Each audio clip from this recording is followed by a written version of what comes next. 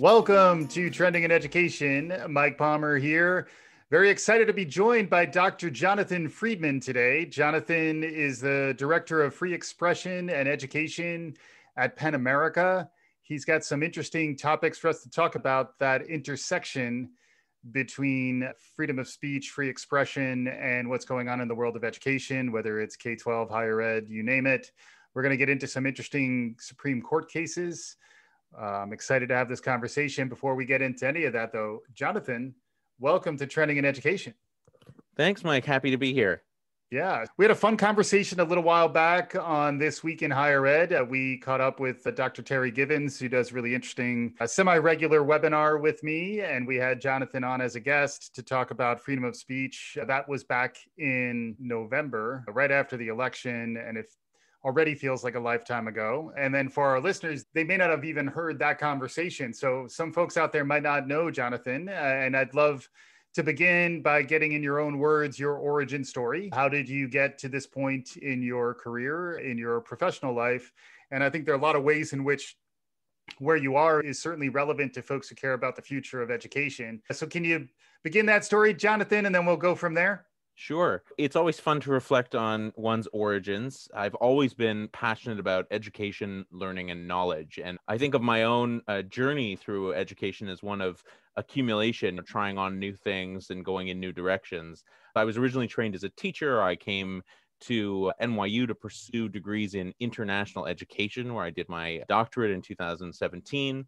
And a lot of my research and scholarship was on the sociology and history of American higher education and its engagements with the world. How do universities foster cross-cultural understanding? How do they increase opportunities for people to meet people, to learn about world history and diverse history and cross-cultural exchange? And the ways in which I think I've always been close to my own thinking, the importance of understanding across difference for peace or betterment or human thriving. And out of that PhD, I was looking to do work that continued to be meaningful. I joined PEN America in 2018 as the director of the Campus Free Speech Project, and it's recently expanded to focus on free expression and education, more broadly conceived. And in that work, I've done workshops for faculty and administrators and with students on dozens of college campuses around the country. I have been advocating for free expression in higher education and thinking in particular in depth about the rising generation and how we restore faith in free speech for all. And that's how we talk a lot in our work here at Penn. Penn is a really fascinating organization that's almost 100 years old and part of an international network of Penn centers in something like 100 countries.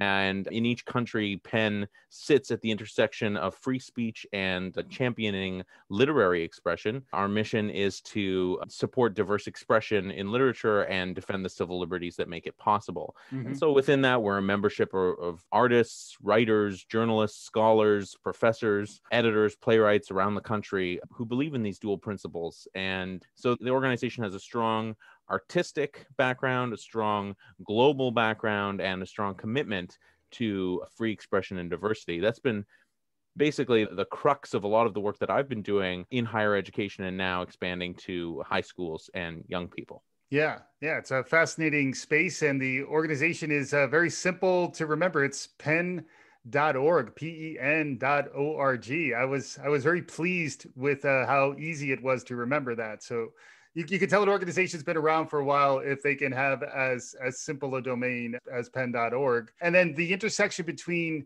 free expression and education is a really ripe one these days on a number of fronts. You educated me coming in, and we're hopefully going to catch our listeners up now on a Supreme Court case that's on the horizon, BL versus Mahanoy District School Systems. Can you catch our listeners up a bit on this Supreme Court case and why it matters?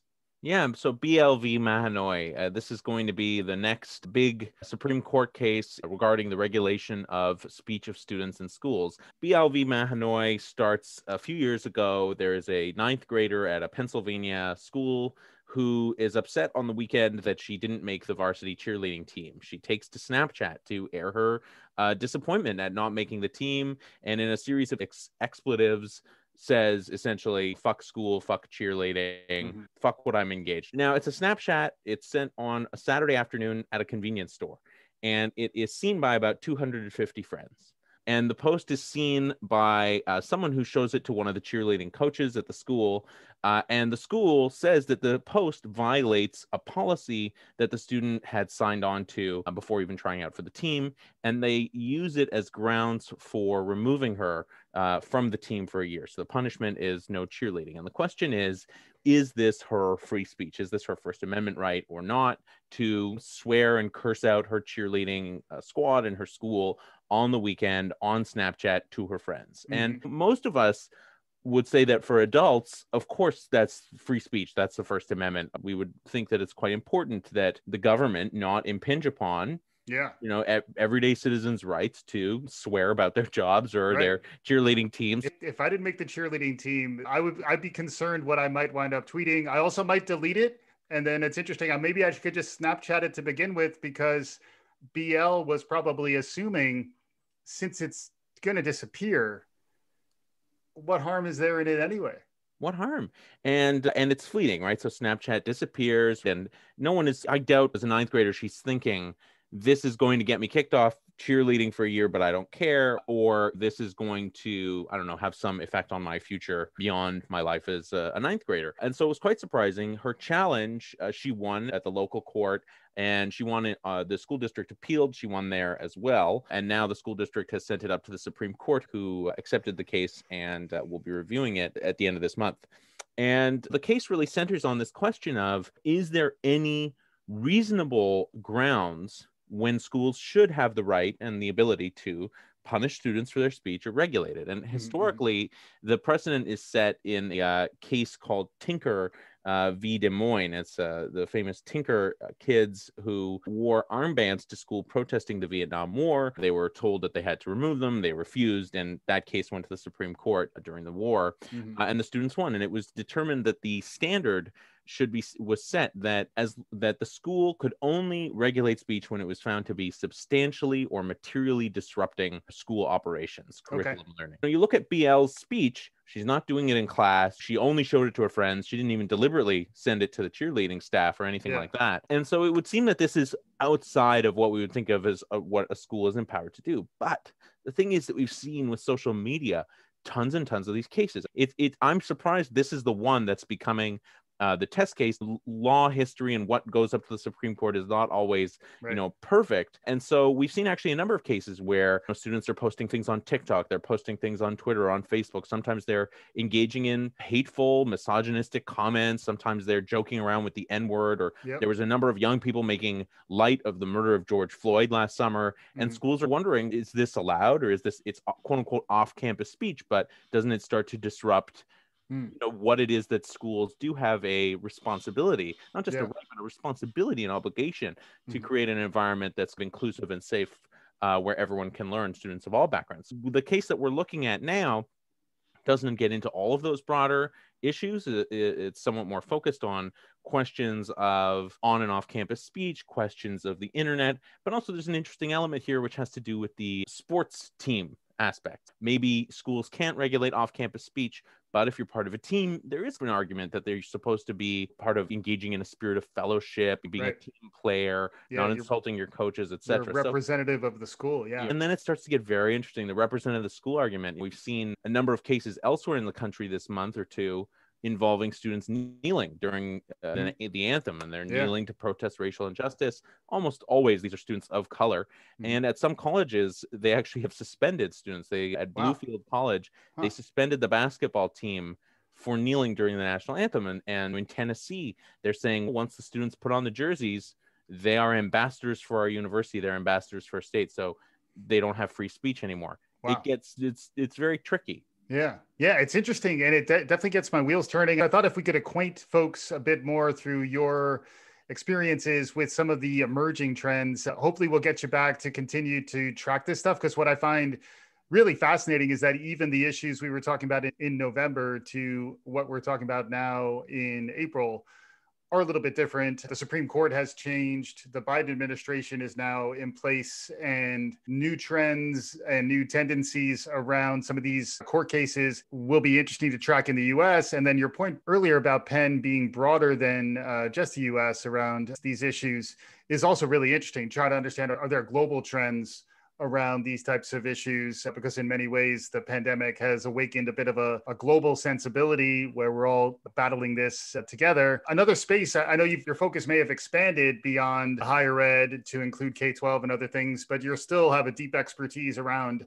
trends around free speech and free expression within higher ed. Anything new and noteworthy that you've been seeing in that space? The thing in higher education is just, I think, the way in which the pandemic has worsened everyone's tolerance for mediating dispute and resolving controversies. It has become so commonplace now to hear about professors who are afraid of what they're going to say in their Zoom lectures, that the students are recording it, that a wayward student or even just a misunderstanding could result in some kind of punishment is commonplace among many professors now who are wary about talking about a lot of things. So they learned from the blowback that they received to be careful how they talk about Trump. They learned to be careful how they talk about all kinds of things: climate change, gender, sex, race, Israel, Palestine. So there's just all these issues that are lightning rods for controversy right now. And if you're not a particularly bold type, you're going to be much more timid around this because you're just seeing how poorly many universities are doing it, standing up for professors. And so what happens a lot of the time, it isn't always that professors are turfed out, fired the next day, but you see a lot of mid-range responses. Universities administrators are under pressure to do something. So they'll say, okay, let's pull you out of the classroom while we investigate. But it raises all these tricky questions. What is the grounds for investigation? Is a complaint from one student or a group of students enough? I think there are definitely circumstances where we would want the university to step in. And if there was a kind of harassment situation or a situation with abuse, you would want the university to say, let's pull out this professor right away. But the challenge is how many of these cases don't seem to be that extreme, where maybe somebody did offend someone. I'm remembering a case a while back where a professor had shown a video in class that involved a joke, a distasteful joke about the Holocaust. And it wasn't even a joke that she herself had made. It was like made by former students. She showed it to current students. Somebody got upset. The interesting thing is that the university pulled her out of teaching, but a whole bunch of the students got together and wrote a petition about how they didn't want her removed. They liked this teacher. She apologized, and that should have been the end of it. And I feel like that is the way these things used to be resolved. And somehow those interpersonal dispute resolution mechanisms are just fading. I don't know if sometimes it's the students who don't really feel like they can bring issues to professors directly. Sometimes it's the administrators who are taking situations that don't necessarily require such escalation. And you can't always fault them for taking it seriously. But you do have this sense that there is just a kind of knee-jerk extremism in a lot of responses in a lot of places. Yeah, and that can result in a chilling effect where there's less openness, readiness to lean in to some of these real teaching moments that are emerging around, like the uprising we saw around Black Lives Matter, where, that is something that not talking about in essence is it's not really a form of speech. It's a choice that you're making that is limiting the learning opportunities and the opportunities to grow as a community that can address difficult issues. Is that one of the things that Penn America does in the US and Penn more broadly, is training and coaching to help avoid that chilling effect, to encourage an appropriate way to allow for these types of conversations to happen? Yeah, it is. And Penn is interesting in this sense in that our kind of 1948 charter at Penn commits the organization to defend free speech, but also to work to dispel hatred. And we also have a long history of working to promote diversity and inclusion in the arts. And so it's this interesting intersection where what we've tried to really think through are practical ways that professors and administrators on the front lines can balance protections for free speech for all with a sense of appreciation and respect for and recognition of the need for an inclusive classroom, a diverse classroom, and that's where, and diversity in the broadest possible sense, it's a place where everyone can learn. The challenge is that we have this ideal that universities and colleges should be doing that, but the question of how do you do that it's complicated. It's not intuitive. Notoriously, many teachers in secondary and primary schools spend a great deal of time working on the art of pedagogy, the art of teaching. But for many research professors, it is not always the case that they have a great deal of background in teaching or opportunities to, share best practices or professionally develop. We have developed at Penn a multi-part professional development series for faculty. We're calling it the Commitment to Open and Respectful Classroom Exchange. And so that's my way of signaling that I believe that the way forward on a lot of these issues isn't to put all of our eggs in diversity and inclusion or free speech, but to find a way to balance the two, that they can be balanced, that they must be balanced, and that really the two sets of principles are not actually that far apart. So we're trying to be training over the next year new cohorts of faculty in this program. We're piloting it for the rest of 2021. And the goal is really to not just tell professors, you must do this or you must do that, but to help them get comfortable, to help them develop and hone in and just be exposed to different ways to facilitate discussion, to be reflexive about their own political beliefs, to ensure that their classrooms are open to all kinds of ideas and any ideas. That's not easy. It doesn't come intuitively to most people. And that's a big focus of our work right now. Yeah, it makes a lot of sense. The other topic that is in the news a lot lately, and I think it does have free expression implications, is how do we teach history? Whose history is being taught? Generally, it's a conversation that begins in K-12. So I imagine as you're expanding to look at free expression and education at Pan America, it's also an issue in higher ed, but it's really cuts across the gamut there. And any thoughts on that, particularly in light of some of the challenges we faced around alternative histories and the fake news and some of the issues we have around really a crisis of trust in our institutions that we're facing these days? Any perspective on how we may begin to navigate this heading into the 2020s? It's a crisis of trust. It's a crisis around truth also, and historical truth. And I think that it's very dynamic. My observations of the field of actors active on the issues of campus free speech is that it's always been very dynamic. It's very politicized. You have people trying to capture one another from the left or the right when they have transgressed in some way and make them pay for it. And I think that atmosphere I don't think there's any question that the right and the Republican Party has been much stronger in trying to turn to legislative answers. So we saw this with the Trump administration. We saw it with many state governments during the Trump years. And now we're seeing that battle continue. And the intriguing thing is that we have many state legislatures who would espouse, fealty to the First Amendment and free speech. Yet they are also passing these laws or proposing to pass laws which would circumscribe how it is we talk about history and whose history we teach. And so the most widespread version of that we're seeing right now is a number of bills since the beginning of the year being introduced in different states. About 8 to 10 states now have them, which propose to ban what are called, I put in air quotes, divisive concepts. And there's a long list of what are divisive concepts, which you can or can't say. But I'll read you the one that I find the most alarming, which is that it would bar schools from having any lessons, whereby any individual feels discomfort, guilt, anguish, or any other form of psychological distress on account of his or her race or sex. So that's a clause in many of these bills.